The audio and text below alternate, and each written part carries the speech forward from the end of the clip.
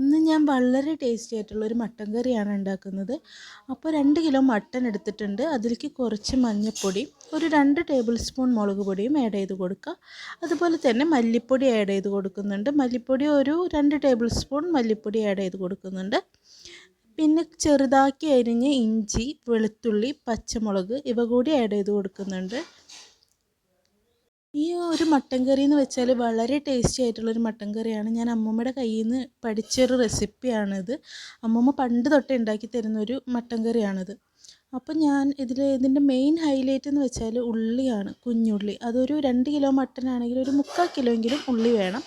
ഉള്ളിയും വേപ്പില ഇട്ട് കൊടുക്കുക. അതുപോലെ തന്നെ പെരിഞ്ജീരകം പൊടിച്ച് അതും കൂടി ചേർത്ത് കൊടുക്കുക.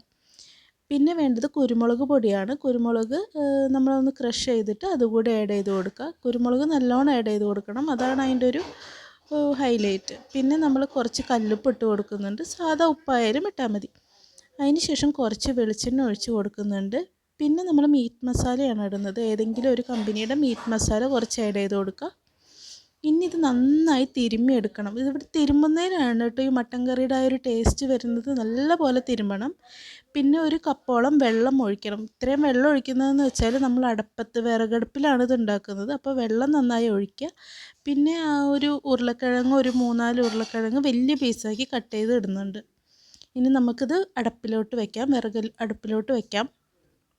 അപ്പോൾ ഇത് മട്ടൻ കറി ഏകദേശം ഇത് വെന്ത് കിട്ടാനായിട്ട് 1 മണിക്കൂറോളം എടുക്കും. അപ്പോൾ 1 മണിക്കൂർ കഴിഞ്ഞ് നോക്കാം. ഇതിനിടയ്ക്ക് അമ്മ കുറച്ച് തേങ്ങാപ്പാലൂടെ ഒഴിച്ചായിരുന്നു. അപ്പോൾ അത് നല്ല പോലെ ഒന്ന് കുറുകി കിട്ടിയിട്ടുണ്ട്. ഇതാണ് നമ്മുടെ ഫൈനൽ മട്ടൻ കറിയുടെ ആ ഒരു ലുക്ക്. വളരെ ടേസ്റ്റിയാണ്. എല്ലാവരും ട്രൈ ചെയ്ത് നോക്കണം. ബായ്.